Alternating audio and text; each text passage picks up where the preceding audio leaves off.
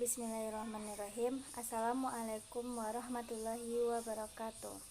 Baiklah, kami dari kelompok 7 akan membacakan hasil diskusi kami. Sebelumnya perkenalkan anggota dari kelompok 7, yaitu saya sendiri, Raudatul Azhar, lalu Iqbal Hanafi, Afri Zaldi, Iva Siena, dan Putri Indahsari. Jadi, kami akan membahas tentang Undang-Undang Pokok Kehakiman. Pengertian kekuasaan kehakiman. Berdasarkan pasal 1 ayat 1 Undang-Undang Nomor 48 Tahun 2009, kekuasaan kehakiman adalah kekuasaan negara yang merdeka untuk menyelenggarakan peradilan guna menegakkan hukum dan keadilan berdasarkan Pancasila dan Undang-Undang Dasar Negara Republik Indonesia tahun 1945 demi terselenggaranya negara hukum Republik Indonesia. Lalu, berdasarkan pasal 24 ayat 2 Undang-Undang Dasar Negara Republik Indonesia tahun 1945, kekuasaan kehakiman adalah kekuasaan yang merdeka yang dilakukan oleh sebuah Mahkamah Agung dan badan peradilan yang berada di bawahnya dalam lingkungan peradilan umum, lingkungan peradilan agama, lingkungan peradilan militer, lingkungan peradilan tata usaha negara, dan oleh sebuah Mahkamah Konstitusi untuk menyelenggarakan peradilan guna menegakkan hukum dan keadilan. Dalam buku Sistem Peradilan di Indonesia dalam Teori dan Praktik pada tahun 2018 karya Adi Sulistiono disebutkan bahwa pelaksanaan kekuasaan kehakiman di Indonesia dilakukan oleh lembaga peradilan. Lembaga peradilan. Fungsi lembaga peradilan. 1.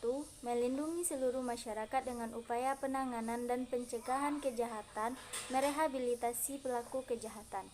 Selanjutnya yang kedua, melakukan upaya incapacity terhadap orang yang merupakan ancaman terhadap masyarakat. Yang ketiga, menegakkan dan memajukan rule of law dan penghormatan pada hukum dengan menjamin adanya dua proses of law dan perlakuan yang wajar bagi tersangka, terdakwa, dan terpidana, melakukan penuntutan dan membebaskan orang yang tidak bersalah yang dituduh melakukan kejahatan. Yang keempat, menjaga hukum dan ketertiban. Yang kelima, menghukum para pelaku kejahatan sesuai dengan falsafah pemidanaan yang dianut. Selanjutnya, yang keenam, membantu dan memberikan nasihat kepada korban kejahatan. Peradilan umum.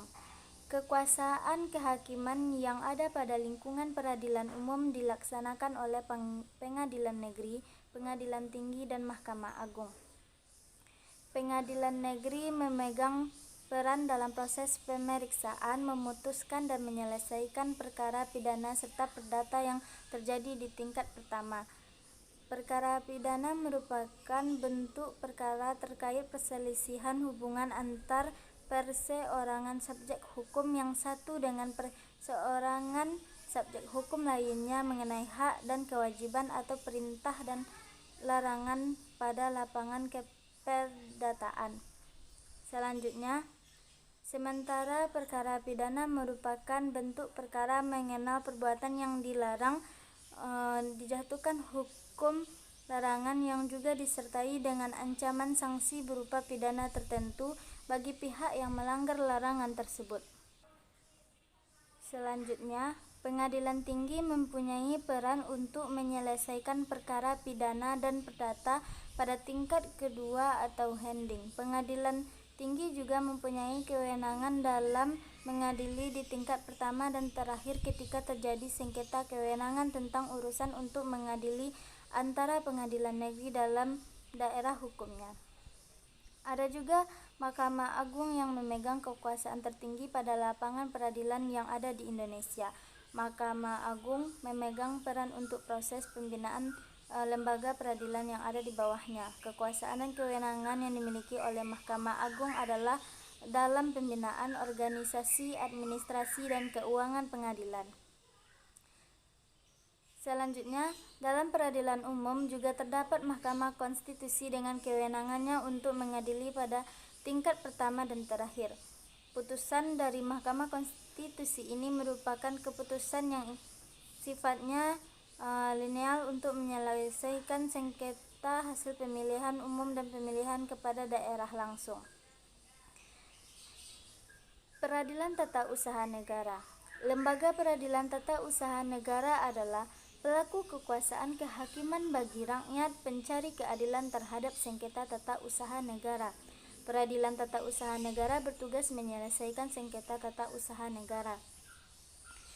Menurut Undang-Undang Republik Indonesia Nomor 51 Tahun 2009, sengketa tata usaha negara adalah sengketa yang timbul dalam bidang tata usaha negara antara orang atau badan hukum perdata dengan badan atau pejabat tata usaha negara baik di pusat maupun di daerah, sebagai akibat dikeluarkannya keputusan tata usaha negara termasuk sengketa kepegawaian berdasarkan peraturan perundang-undangan yang berlaku. Selanjutnya, peradilan militer. Dalam buku Peradilan Militer Indonesia tahun 2020 karya Budi Pramono, peradilan militer merupakan pelaksana kekuasaan kehakiman di lingkungan angkatan bersenjata untuk menegakkan hukum dan keadilan dengan memerhatikan kepentingan pelaksanaan pertahanan keamanan negara. Menurut Undang-Undang Republik Indonesia Nomor 31 Tahun 1997 tentang Peradilan Militer, peradilan militer bertugas sebagai berikut. 1. Mengadili tindak pidana yang dilakukan oleh seorang prajurit. Yang kedua, memeriksa, memutus, dan menyelesaikan sengketa tata usaha angkatan bersenjata. Selanjutnya yang ketiga, menggabungkan perkara gugatan ganti rugi dalam perkara pidana yang bersangkutan atas permintaan dari pihak yang dirugikan sebagai akibat yang ditimbulkan oleh tindak pidana yang menjadi dasar dakwaan dan sekaligus memutus kedua perkara tersebut dalam satu putusan. Selanjutnya, peradilan agama. Pengadilan agama sumber yang merupakan pengadilan tingkat pertama bertugas dan berwenang memeriksa, memutus, dan menyelesaikan perkara-perkara di tingkat pertama antara orang-orang yang beragama Islam di bidang perkawinan, waris, wasiat, hibah, wakaf, zakat, infak, sedekah, dan ekonomi syariah sebagaimana diatur dalam pasal 49 Undang-Undang Nomor 3 Tahun 2006 tentang perubahan atas Undang-Undang Nomor 7 Tahun 1989 tentang peradilan agama. Selanjutnya, Undang-Undang Republik Indonesia Nomor 48 Tahun 2009 tentang kekuasaan kehakiman bab 1 dan bab 2. Bab 1. Ketentuan umum. Undang-Undang Republik Indonesia Nomor 48 Tahun 2009 tentang kekuasaan kehakiman. Pasal 1. 1. Kekuasaan kehakiman adalah kekuasaan negara yang merdeka untuk menyelenggarakan peradilan guna menegakkan hukum dan keadilan berdasarkan Pancasila dan Undang-Undang Dasar Negara Republik Indonesia tahun 1945 demi terselenggaranya negara hukum Republik Indonesia. Yang kedua, Mahkamah Agung adalah pelaku kekuasaan kehakiman sebagaimana dimaksud dalam Undang-Undang Dasar Negara Republik Indonesia tahun 1945. Yang ketiga, Mahkamah Konstitusi adalah pelaku kekuasaan kehakiman sebagaimana dimaksud dalam Undang-Undang Dasar Negara Republik Indonesia tahun 1945. Selanjutnya yang keempat, Komisi Yudisial adalah lembaga negara sebagaimana dimaksud dalam Undang-Undang Dasar Negara Republik Indonesia tahun 1945. Yang kelima, hakim adalah hakim pada Mahkamah Agung dan hakim pada badan peradilan yang berada di bawahnya dalam lingkungan peradilan umum, lingkungan peradilan agama, lingkungan peradilan militer, lingkungan peradilan tata usaha negara, dan hakim pada pengadilan khusus yang berada dalam lingkungan peradilan tersebut. Yang keenam, Hakim Agung adalah hakim pada Mahkamah Agung. Yang ketujuh, Hakim Konstitusi adalah hakim pada Mahkamah Konstitusi. Yang kedelapan, pengadilan khusus adalah pengadilan yang mempunyai kewenangan untuk memeriksa, mengadili, dan memutus perkara tertentu yang hanya dapat dibentuk dalam salah satu lingkungan badan peradilan yang berada di bawah Mahkamah Agung yang diatur dalam undang-undang. Yang kesembilan, hakim ad hoc adalah hakim yang bersifat sementara yang memiliki keahlian dan pengalaman di bidang tertentu untuk memeriksa, mengadili, dan memutus suatu perkara yang pengangkatannya diatur dalam undang-undang. Bab 2. Asas penyelenggaraan kekuasaan kehakiman Undang-Undang Republik Indonesia Nomor 48 Tahun 2009 tentang kekuasaan kehakiman. Pasal 2 yang berbunyi, peradilan dilakukan demi keadilan berdasarkan ketuhanan yang Maha Esa.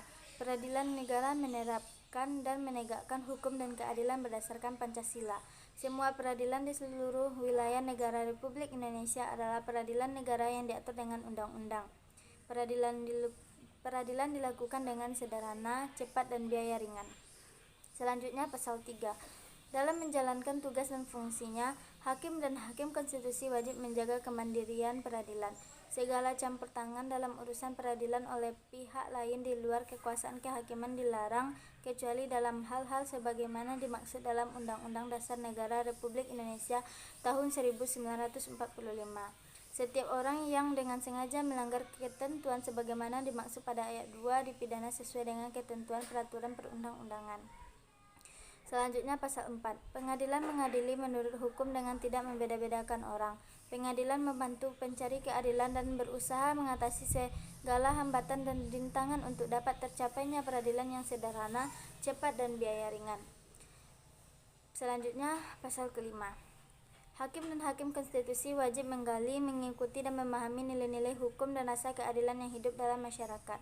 Hakim dan hakim konstitusi harus memiliki integritas dan kepribadian yang tidak tercela, jujur, adil, profesional, dan berpengalaman di bidang hukum. Hakim dan hakim konstitusi wajib menaati kode etik dan pedoman perilaku hakim. Yang selanjutnya pasal ke-6.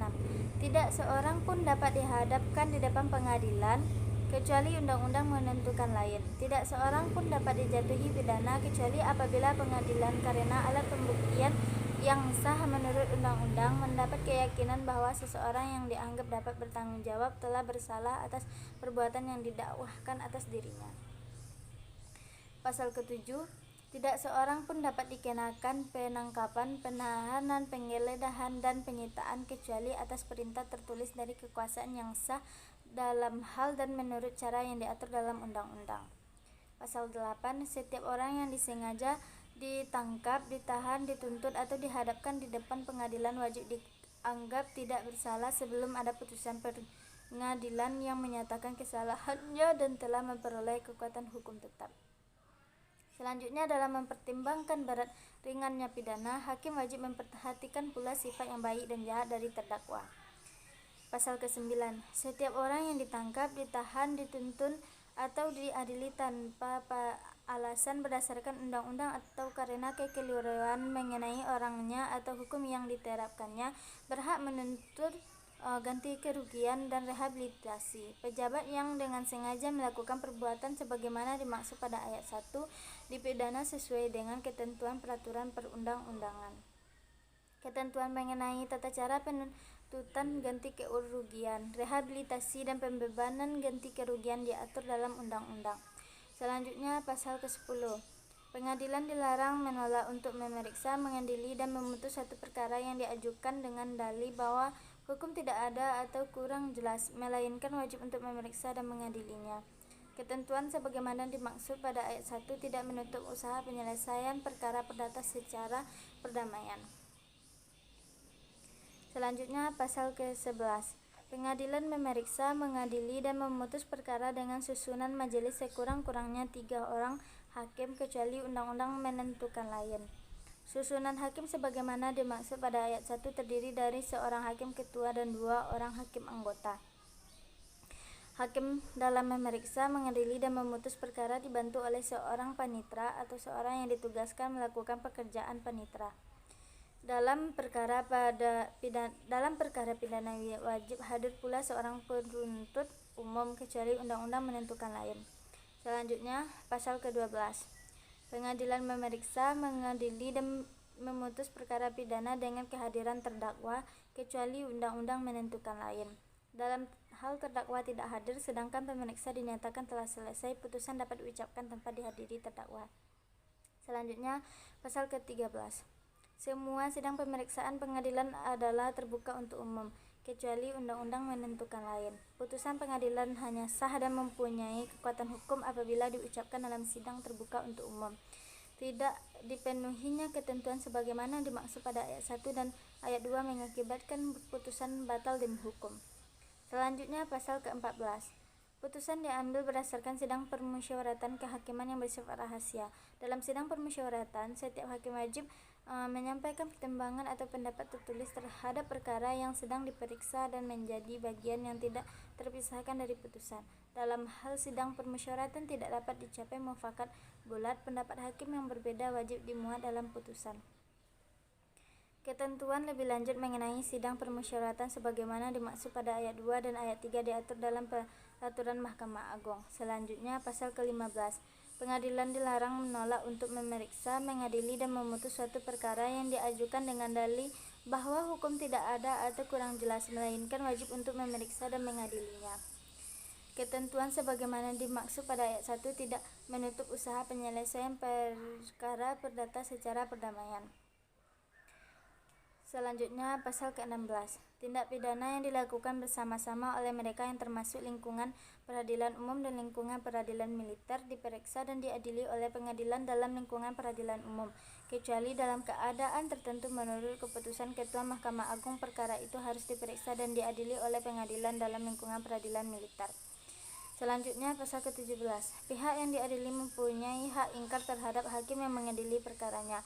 Hak ingkar sebagaimana dimaksud pada ayat 1 adalah hak seseorang yang diadili untuk mengajukan keberatan yang disertai dengan alasan terhadap seorang hakim yang mengadili perkaranya. Seorang hakim wajib mengundurkan diri dari persidangan apabila terikat hubungan keluarga, saudara atau semenda sampai derajat ketiga atau hubungan suami atau istri meskipun telah bercerai dengan ketua salah seorang hakim anggota, jaksa, advokat atau panitera. Ketua majelis hakim anggota, jaksa atau panitera wajib mengundurkan diri dari persidangan apabila terikat hubungan keluarga, saudara atau semenda sampai sederajat atau hubungan suami istri meskipun telah bercerai dengan pihak yang diadili atau advokat. Seorang hakim atau panitia wajib mengundurkan diri dari persidangan apabila ia mempunyai kepentingan langsung atau tidak langsung dengan perkara yang sedang diperiksa, baik atas kehendaknya sendiri maupun atas permintaan pihak yang berperkara. Dalam hal terjadi pelanggaran terhadap ketentuan sebagaimana dimaksud pada ayat 5, putusan dinyatakan tidak sah dan terhadap hakim atau panitera yang bersangkutan dikenakan sanksi administratif atau dipidana sesuai dengan ketentuan peraturan perundang-undangan. Perkara sebagaimana dimaksud pada ayat 5 dan 6 diperiksa kembali dengan susunan majelis hakim yang berbeda. Selanjutnya penjelasan umum Undang-Undang Republik Indonesia Nomor 48 Tahun 2009 tentang Kekuasaan Kehakiman Bab 1 dan Bab 2. Undang-Undang Dasar Negara Republik Indonesia tahun 1945 menegaskan bahwa Indonesia adalah negara hukum. Sejalan dengan ketentuan tersebut, maka salah satu prinsip penting negara hukum adalah adanya jaminan penyelenggaraan kekuasaan kehakiman yang merdeka, bebas dari pengaruh kekuasaan lainnya untuk menyelenggarakan peradilan guna menegakkan hukum dan keadilan. Pasal 24 ayat 1 Undang-Undang Dasar Negara Republik Indonesia tahun 1945 menegaskan bahwa kekuasaan kehakiman merupakan kekuasaan yang merdeka untuk menyelenggarakan peradilan guna menegakkan hukum dan keadilan. Perubahan Undang-Undang Dasar Negara Republik Indonesia tahun 1945 telah membawa perubahan dalam kehidupan ketatanegaraan, khususnya dalam pelaksanaan kekuasaan kehakiman. Perubahan tersebut antara lain menegaskan bahwa 1. Kekuasaan kehakiman dilaksanakan oleh sebuah Mahkamah Agung dan badan peradilan yang berada di bawahnya dalam lingkungan peradilan umum, lingkungan peradilan agama, lingkungan peradilan militer, lingkungan peradilan tata usaha negara dan oleh sebuah Mahkamah Konstitusi. Selanjutnya yang kedua, Mahkamah Agung berwenang mengadili pada tingkat kasasi, menguji peraturan perundang-undangan di bawah undang-undang terhadap undang-undang dan mempunyai wewenang lainnya yang diberikan oleh undang-undang. Yang ketiga, Mahkamah Konstitusi berwenang untuk menguji undang-undang terhadap Undang-Undang Dasar Negara Republik Indonesia tahun 1945 dan memutus sengketa kewenangan lembaga negara yang kewenangannya diberikan oleh Undang-Undang Dasar Negara Republik Indonesia tahun 1945. Selanjutnya yang keempat, Komisi Yudisial berwenang mengusulkan pengangkatan Hakim Agung dan mempunyai wewenang lain dalam rangka menjaga dan menegakkan kehormatan, keluhuran, martabat, serta perilaku hakim. Baiklah, demikian hasil diskusi dari kelompok 7. Jika ada kesalahan dalam hal penjelasan, mohon dimaafkan. Saya sebagai perwakilan dari kelompok 7 mohon undur diri. Assalamualaikum warahmatullahi wabarakatuh.